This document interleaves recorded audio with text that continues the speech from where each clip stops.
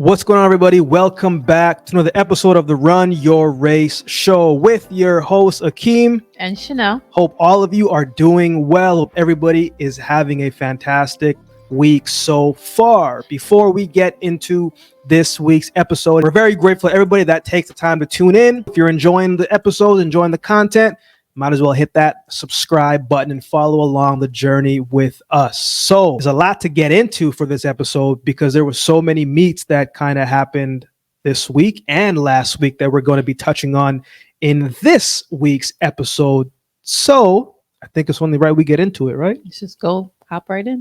So we're going to pick things up from the Diamond League in Monaco, and we might as well go with the event that started off the day. And we're talking about the men's 400-meter hurdles.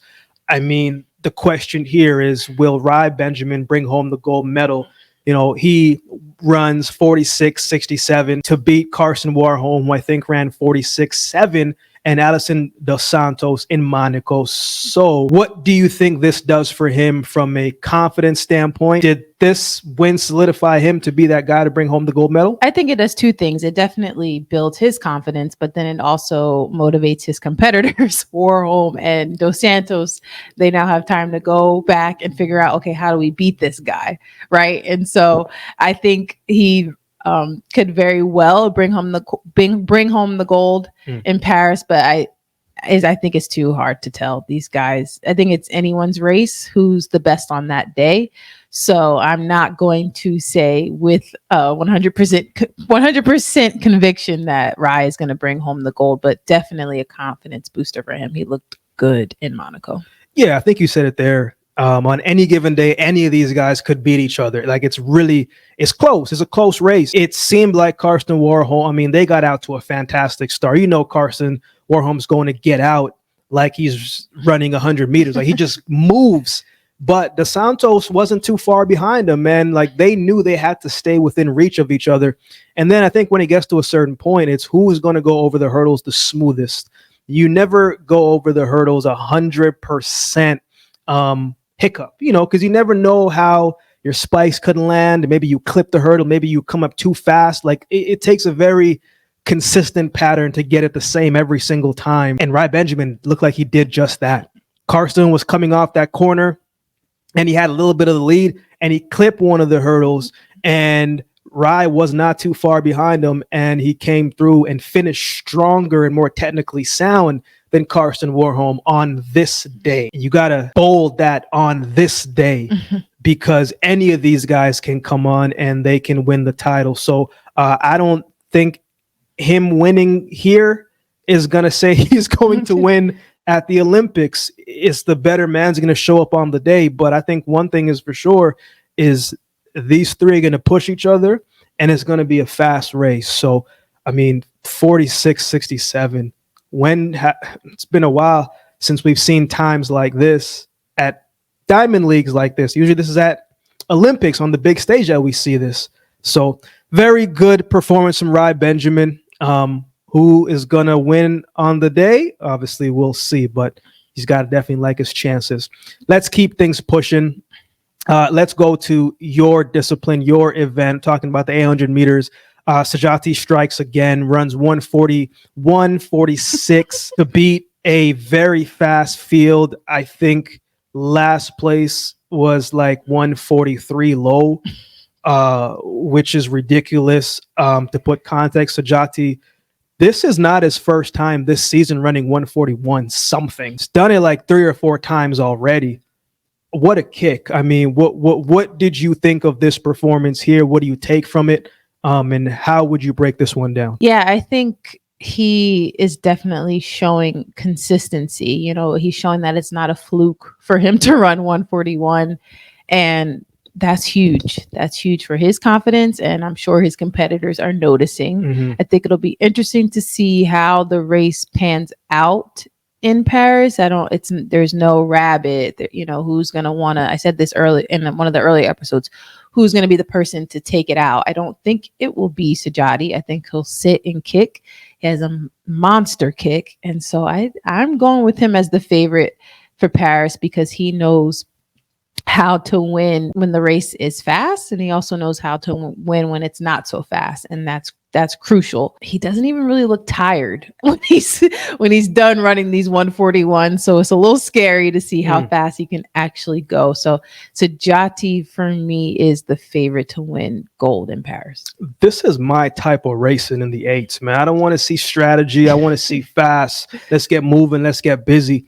And I remember in the last episode, maybe the one before that, I said, man, would it be out of the question that the world record could be hit?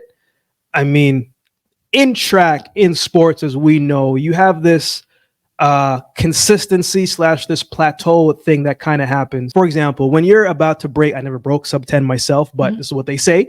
When you're about to break and run fast and get that breakthrough, you might run 10-0, 10-0, 10-0, 10-0, and then you hit that big break, and then the times continue to fall, and it seems like, I mean, he's done 141 3 or 4 times now in 3 or 4 different ways. Maybe 140 isn't, really too out of the question, especially the way how this field is running.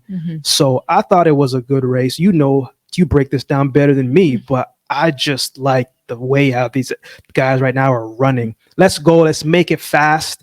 And let's see what we can do, and Sedjati, man, he's beaten all of the top guys 3 or 4 times because he's ran this similar time in some capacity. So I'm looking forward to seeing what the 8 is going to be like. I'm not saying the world record is going to be broken, but I think it could be close.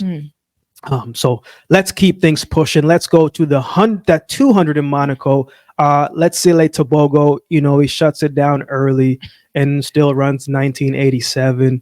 What did you think about this performance? When I was watching, I was like, why do you do that? Why do sprinters just run through the line? And you were kind of like, he did enough. It wasn't time to run all out. And I'm like, I guess.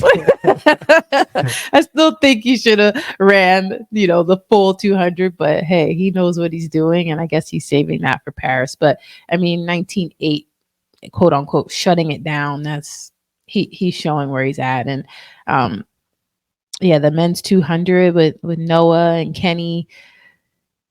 Yeah, I can't make that call, but he's definitely showing that he's one to beat. So. Yeah, Tebogo's in great shape right now. I mean, the week before, maybe a couple of days before, he ran 9.9 in the 100, shut it down the last 10 meters of that one as well, too, because Shane Thompson was in there as well, too.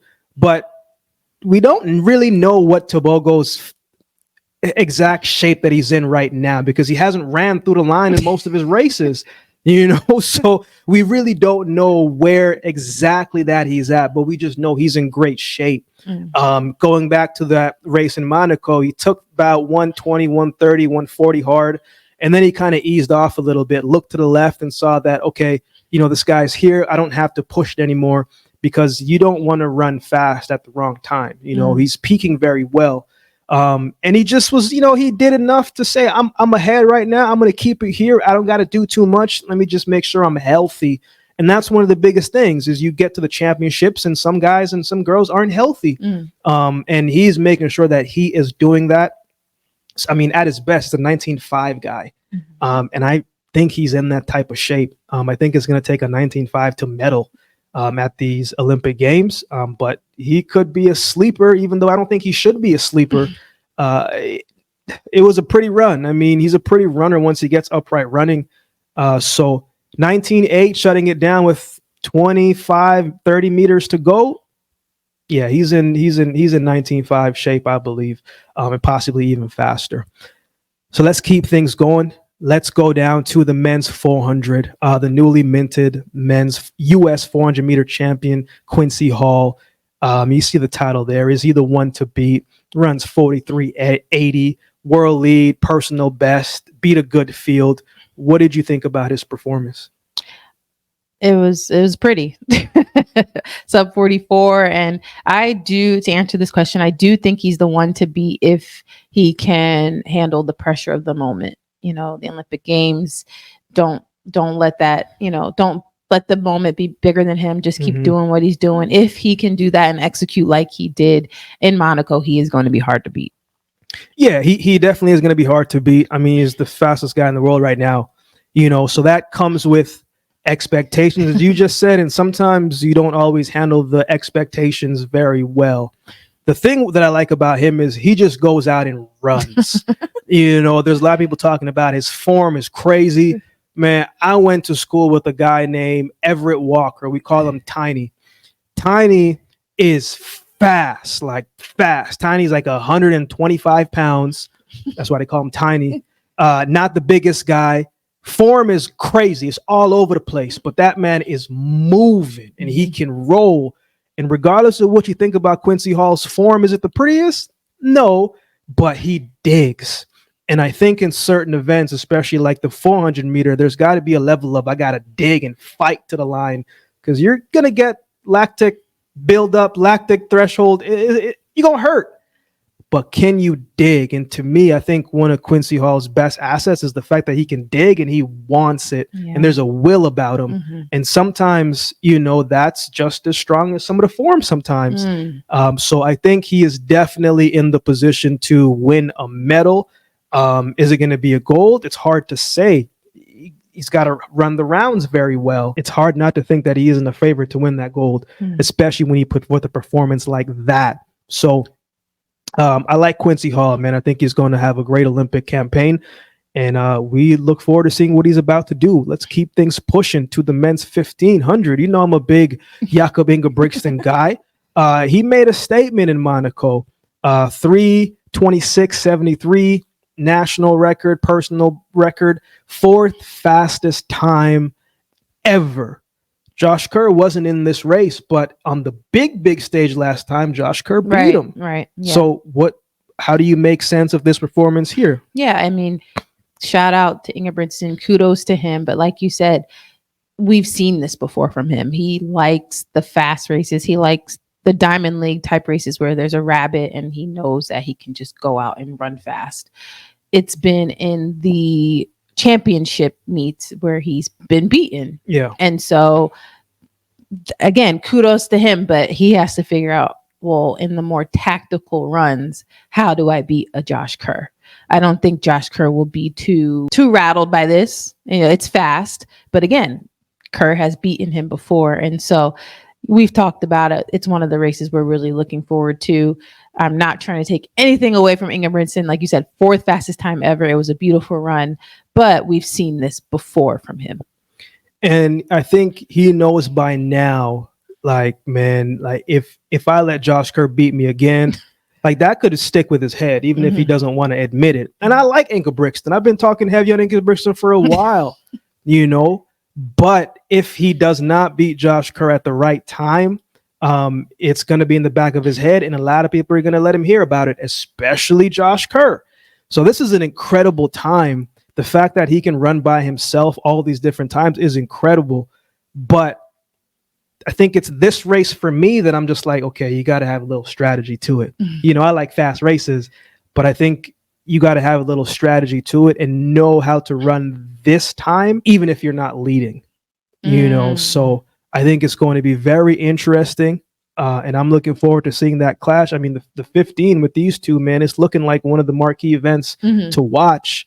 So I'm looking forward to it. You're looking forward to it. And I hope that you watching are looking forward to it too. Because, I mean, 4th fastest time, man, who knows what they're going to produce at the Olympics.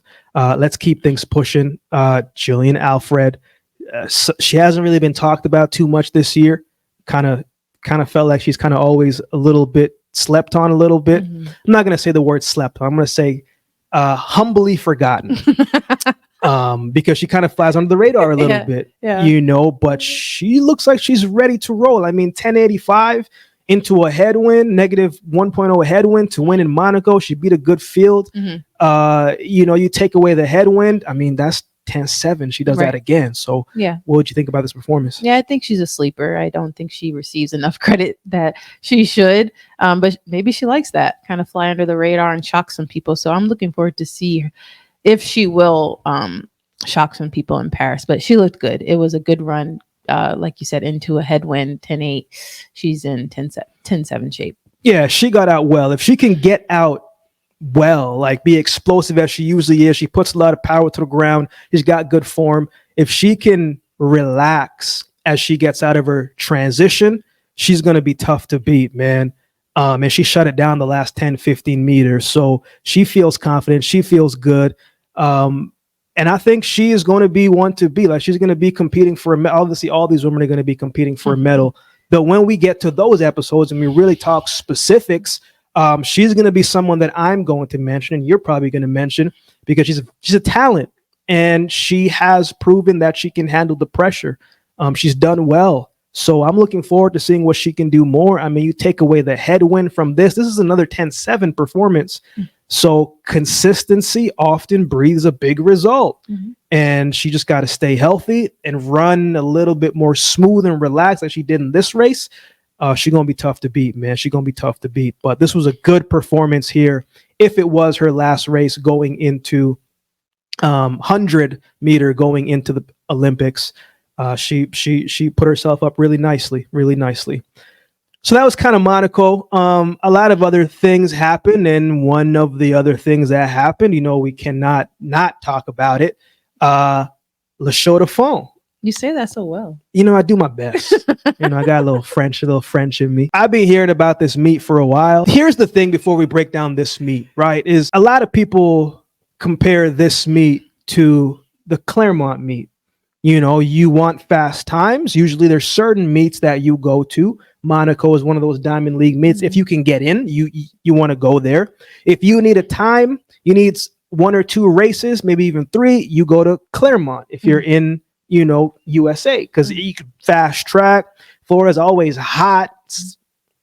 Wind is going to be in your favor. And you're going to run fast there. That's why people go to Clermont, to run fast. Le Chaux de Fonds, you go there to run fast. So in the sprint world, people often say, man, like, Le Chaux de Fonds is just European Clermont. That's what they say. And man, did we see some fast times. You want to start with Femke Bol? I mean, 50.95. I mean, what'd you think? I remember when we woke up and heard about it, we were like, what the heck? All these times we were just like, what is going on? I, unlike you, had never heard about this track. Le Chaux de Fonds. You were like, yes, the Clermont of Europe. And I'm like, oh, okay. So there's been a lot of talk about all those times don't count. Look, they ran them. They ran these times. Give these athletes their credit. I would want the credit if I was still competing and I ran a fast time. Now, can we still have a little bit of doubt as fans and spectators? Yes, because we want to see them now do it again.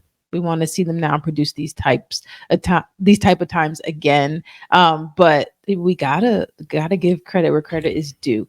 50.95, 9.86, 19.90. Yeah, people are shocked, but I mean, shout out to these athletes. It's a confidence booster, and I'm rooting for them. I hope that they can shut people up and go out and do it again.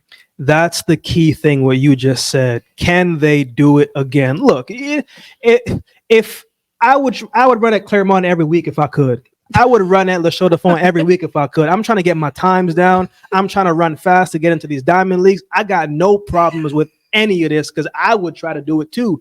But the question that you said is, can they do it again? And that's the biggest thing, is oftentimes when athletes run fast at this meet, they have a hard time of replicating it. Femke Bol, I mean, this puts her in a different category now. 51.4 was her previous personal best. She smashed that. So now she's in distance of Sydney McLaughlin-Levrone, so that may change things, especially up here, Benjamin Richardson, now he kind of came out of nowhere for a lot of people. I mean, 9.86, but you always look at where they were a year before. And generally, as I was looking, like, he's been a 10-10 guy, a couple 10-0s, but not consistently. But he's been around that 10-1, 10-0 a couple times, and he's had a drop. He has to replicate it again, but he's had a nice little drop. And I think at another meet after that, I think he might have ran 10-0, 10-01. I want to say at Luzerne, he ran 10-0. So it's still quite a bit of drop. But when you see 10-0 in these 10-10s, like, he's capable of dipping under. So his biggest thing is going to be like, man, can I do it again when it matters? So 9.86, yeah, it's a fast time. It's crazy. It's crazy fast. But he's a 10-0 consistently 10-10 type of guy. He can dip under. So can he do it again? Ryan Zeke, you know what's funny about him was I was looking, his fastest times throughout his career in every single season has been at where? Le Chaux de Fonds. his 20.2 in 2022 was at Le Chaux de Fonds. In 2023, he ran 20.2 Le Chaux de Fonds. This year, he ran 20.2 or 20.1, 20.2 at Texas Relays legal. Okay. So to me, when we're looking at it from a general standpoint, and you're thinking what's going on with this track, he's been the most consistent one. And 1990 and 20.0 and 20.1, you know, it's a little bit more feasible than 10-10 to 19.8, you know. So when you look at that, Nadine Visser, she's had a personal best of 12.4 high, 12.5. So she's hitting her stride. And again, the hurdles, like anything can happen. So, you know, Kambunji, personal best is 10.89, 10.88. And consistently this year, she's been running 11 O's, a couple of 11 1s. So she's finding her stride. So, you know, before we are judgmental about where the track is, I often like to look at the history of how the season has been and the other years, because sometimes things just line up. I think the other thing too that, you know, people maybe often overlook is the Chaux de Fonds. Those wins were all positives. Yes, and it's at altitude, very high altitude. Oh, and yeah. So sprinters, that's always an advantage for you guys when you go up to altitude. You run fast, good conditions, good wind. It's hot. I mean, it just all worked out for these athletes. You want to run fast on sprints? Give us some altitude. Give us some positive wind. Make it hot, and allow us to have a good night's rest. And the body's feeling good. And it seems like everybody's body was feeling good. So that's kind of our analysis when it comes to the times that we saw and the performances at Le Chaux de Fonds. So you like to say that because you're good at it. Well, I say I'm good at it. You say I'm good at it until somebody says that's not how you say it, Akeem. So I'm not gonna let you gas me up like this. But let us know your thoughts of this meet in the comment section below.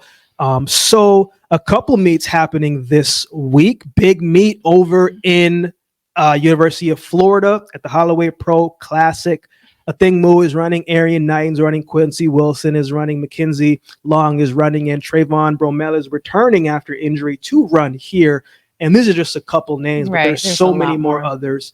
What do you think about this meet here? And what are some of the ones that you're looking forward to the most? You can probably guess. I'm looking forward to Athing. I'm glad that she didn't call it a season. And I'm glad that she's probably out for vengeance. I hope she's healthy, and I hope she goes out there and runs a fast time just to for herself, not for anybody else but herself. I have no idea if this is her last race of the season, but if it is, I hope she goes out with a bang. And just also something that we didn't put on here, Christian Taylor, he's retiring at this meet. This is his college track at the University of Florida. So awesome way to go out for him, especially, you know, he was so dominant as a Gator back when he was in college. So just want to give him his flowers. I mean, he will go down in history as one of the best triple jumpers ever. So shout out to Christian Taylor. Probably will be an emotional night for him. Yeah, I mean, you go back to the university, kind of where everything kind of began for him, you know, and you were telling me a story when all of you guys were being recruited back in the day at USC. Yeah. You know, and some of the names that was in that room sitting with you, I was just like, what? Like, that's crazy. And I remember all the jumps with him and Will Clay, you know, and obviously he's trying to bounce back from an Achilles injury. And for anybody that knows, man, that's a very difficult injury to come back from, especially if you're a jumper. So sure, he's going to get all of the feelings and all of the memories, and he should. I mean, he's the second furthest jumper, American record holder. Shout out to Christian Taylor, man. All love for him. But when it comes back to the other events in this meet, I mean, this is probably the last meet before the Olympics. Oh, absolutely. For some of these athletes who are not going over to Europe. And so when we talk about Trayvon Bromell coming back after injury, I'm not expecting him to run a fast time. For me, if I'm him, not him, but if I'm him, I'm just like, man, I want to get through this race healthy and execute very well. So it's going to be interesting to see how he performs, but I'm sure he wants to get through it healthy. Arian Knighton, I mean, he hasn't raced a whole lot, so he's racing himself into being race ready. And you know what thing, Moo, I really like what you said, that I'm glad that she's not calling it a season or hasn't called, that she's out here to run. And maybe she comes out and runs world lead. Like, who knows? You know, she could do that. And Quincy Wilson coming out, people know you now. You know, that 16-year-old young man who just made his first Olympic team. And you and I were talking about this a couple weeks before. He could make like 5 teams, He's so Olympic young, teams. yeah. Yeah, you know, he's 16. He could go 20, 24, 28, 32, 36 if he wanted to. But nothing is guaranteed in America. So we got to put that out there first. But this is going to be a good meet right here. University of Florida is always fast, always hot. And they always turn the tracks around to make things favorable. So looking forward to seeing how this one goes. And I think meets like this is just good for the people. Yeah. I think you can tune in on YouTube on the Sidious YouTube channel if anyone's interested. So another conversation is how hard it is to watch track and field, but that's for another day. So that's in America, but there's another Diamond League happening, which is a last stop for a lot of people. That London Diamond League, and there are some heavy hitters over there. Yeah, we were shocked when looking at the start list of like a lot of people are there. I guess, I mean, it's not too shocking. People want to fine tune some things before Paris, but it's a big meet. Let's talk about some of those athletes right here. Men's 400, Matthew Hudson-Smith is going to get a standing ovation over there. UK crowd's always going crazy. Did I ever tell you the story about this one time? This little girl threw a lollipop at me. Man, I was just trying to do my job, and the UK fans were going crazy. They were screaming, 30,000 in the fans. The stadium was rocking, and we were waiting to get onto the track, and I made contact with this little girl. I'm just like, oh, look at the cute little baby. And she looked at me, and she was chewing something, and she threw it at me. Why? I don't know. Her mom was just like, what are you doing? I was just like, that's crazy. Like, there's no love? I said, that's crazy. But that's beside the point.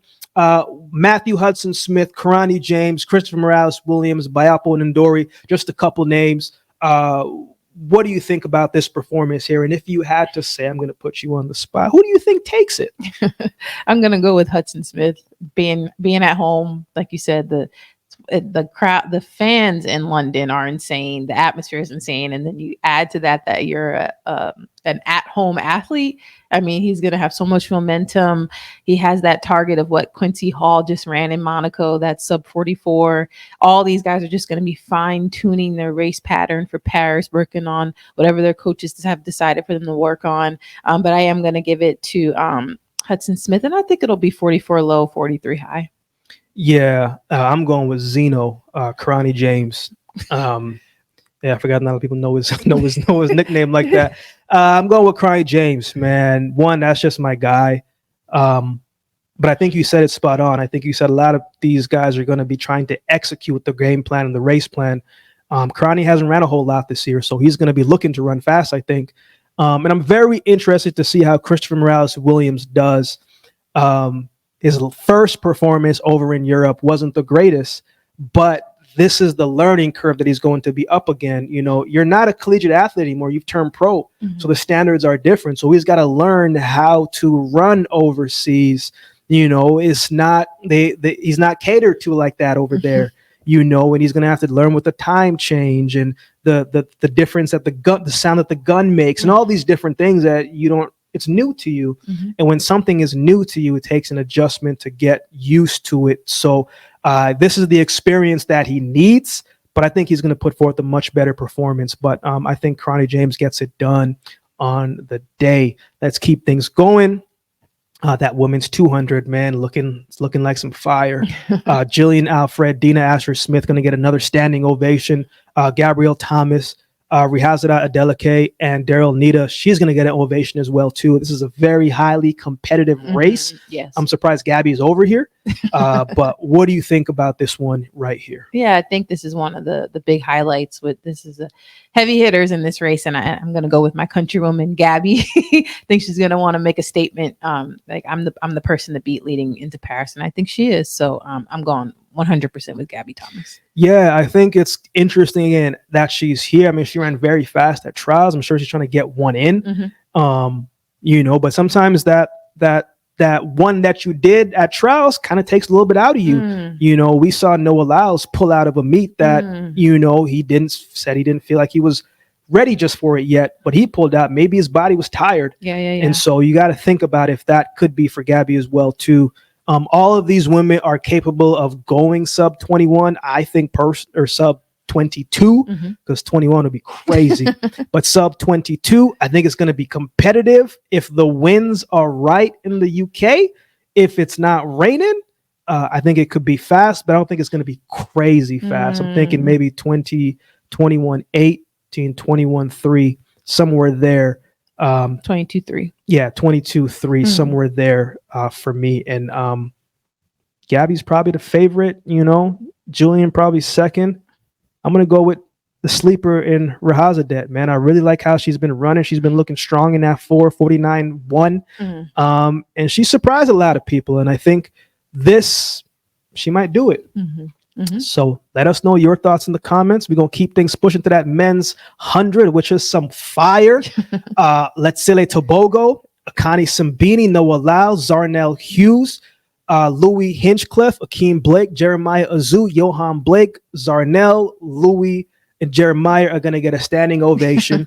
Zarnell did not run trials because he got a medical exemption. Louis Hinchcliffe, in the past two, he hasn't lost a race in a while. Conference champ, NCAA champ, regional champ, British champ. This is the taste that he wants. How do you think this one goes? I got to give it to Noah. I'm not going to bet against Noah, but really, really excited to see Louis up against this type of field, see how he responds. Like you said, home crowd. Hopefully he uses that momentum, doesn't let the moment be too big for him. But excited to see, really, really excited to see Louis. I'm a fan. I think this is the first race we're going to see Tebogo go all out. I think he knows that he needs to if he wants to win this race. And I just want to see where he's at. Akani's going to get a great start, and he can put pressure on these guys. He can beat these guys. He's done it before. Noah Lyles, you know what you're going to get from him. I mean, he's a competitor. You know what you're going to get from him from 40 to 100. From 0 to 30, you don't know. Yeah, that's a make or break point from him. I don't think he's been as consistent as he would like to, but if he's with the pack, I think his top end is better than all of these guys, especially right now. And, Zarnell Hughes, we got to see where he's at fitness-wise. He hasn't competed in a little bit, and he didn't because of injury. Louis just has to keep running his race, Keem Blake, Jeremiah Azu, Johan Blake, like these are all guys that can win this race. Who's going to execute better?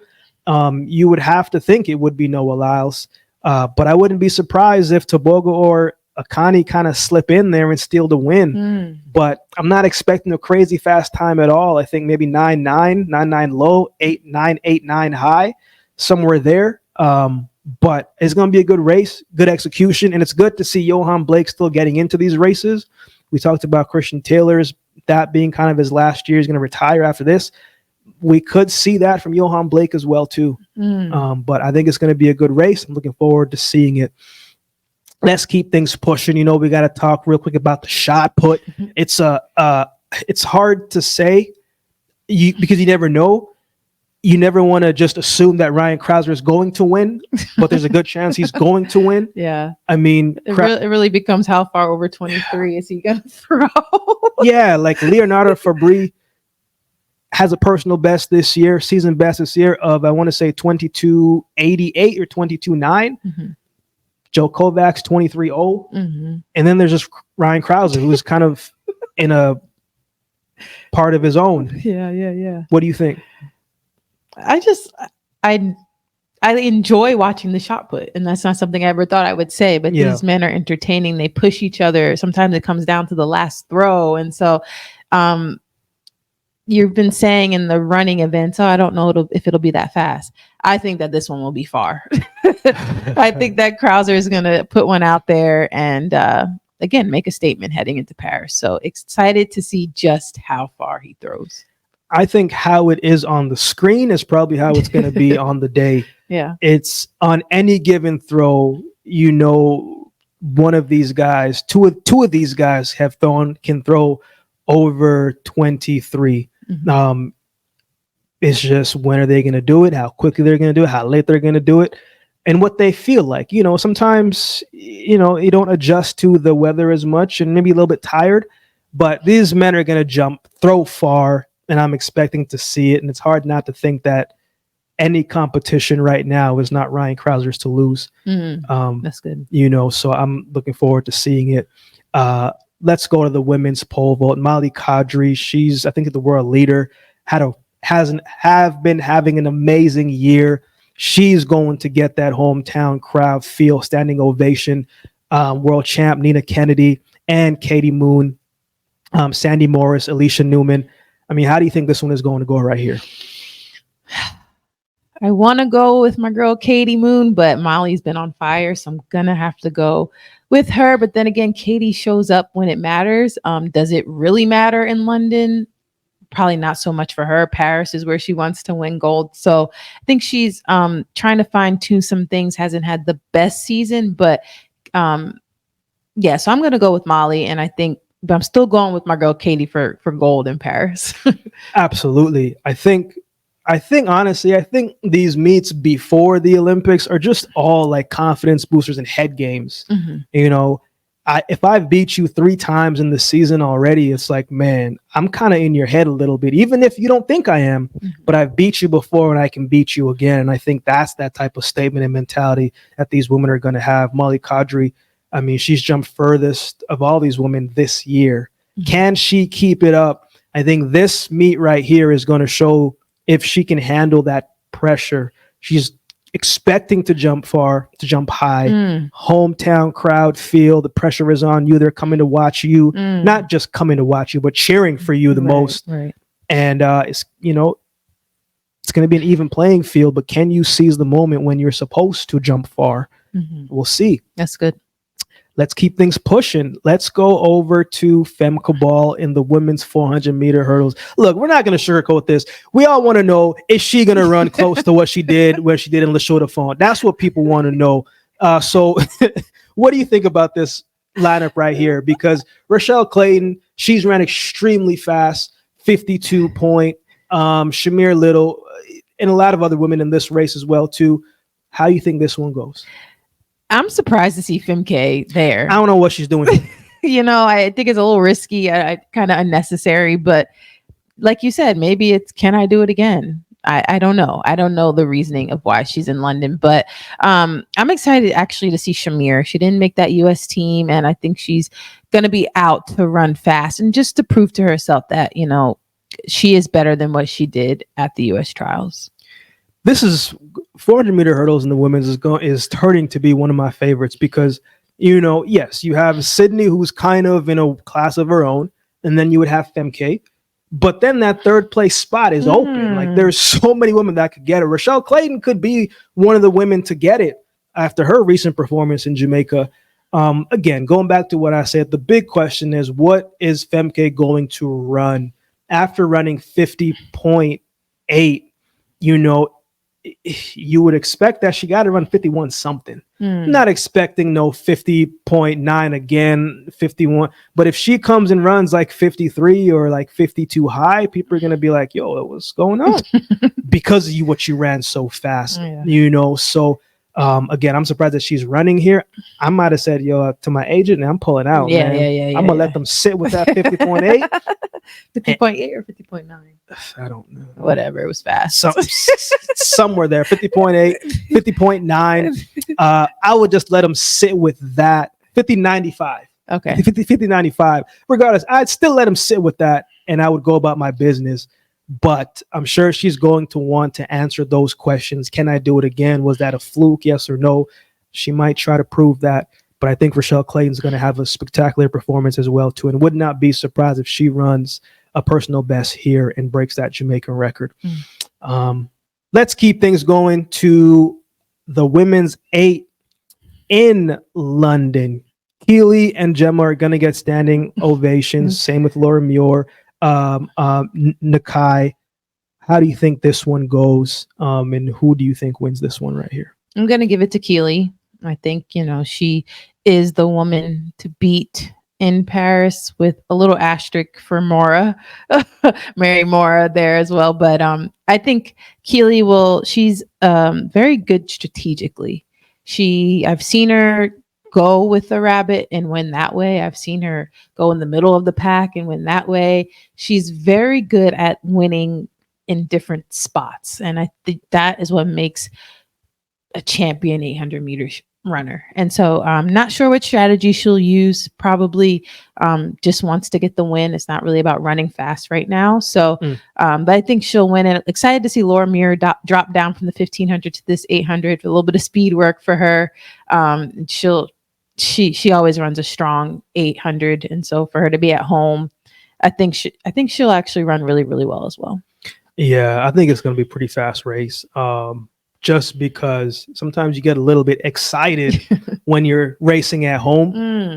And Keely's race schedule this year has been interesting. I think she was kind of tailoring things to when she has to race a thing move. And then when a thing isn't there, it just changes things. Like she probably knew, from my perspective, in races before, I got to get faster. She's doing a lot of fours this year. So it seems like she was working on that part that was kind of, not going to say a weakness of her, but part that she needed to improve on in order to keep up. And she seemed like she was doing that. And then now she doesn't really get to test that against her. But I think it's going to serve her well going into the Olympics. And this is going to be a meet that I think we're going to see a fast time from her, because why not? You know what I'm saying? You go, the family's going to be there. Why not? I think it's going to be a very fast race. I'm looking forward to seeing it. Definitely let us know your thoughts in the comment section below of all that we discussed. The run your race topic this week, as we're moving into the Olympics, which athlete do you think has the most pressure going into the Olympic Games?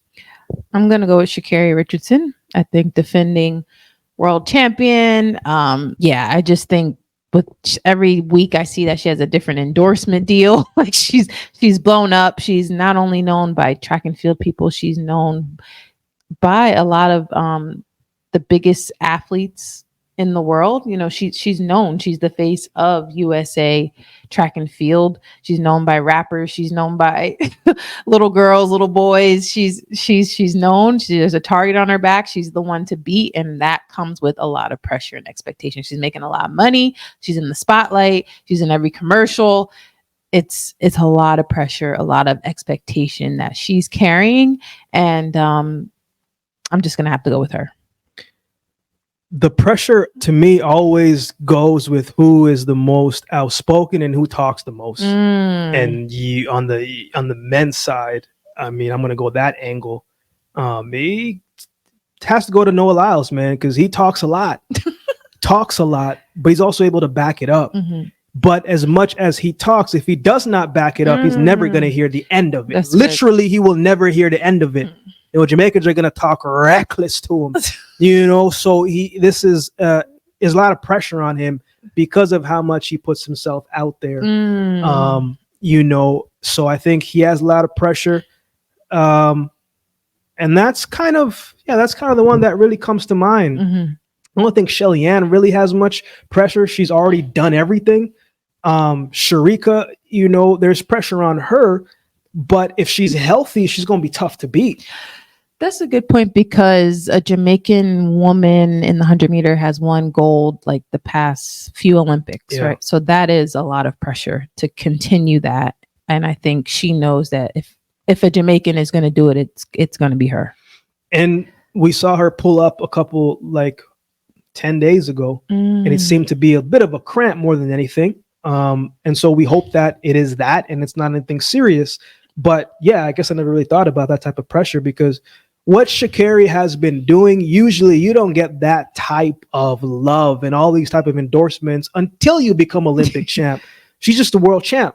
She's not an Olympic champ, but it goes to show how much people are looking at her and looking what she's doing. So, and speaking of pulling up, Shelly didn't put up, but she did not show for a recent race. So hopefully she's okay.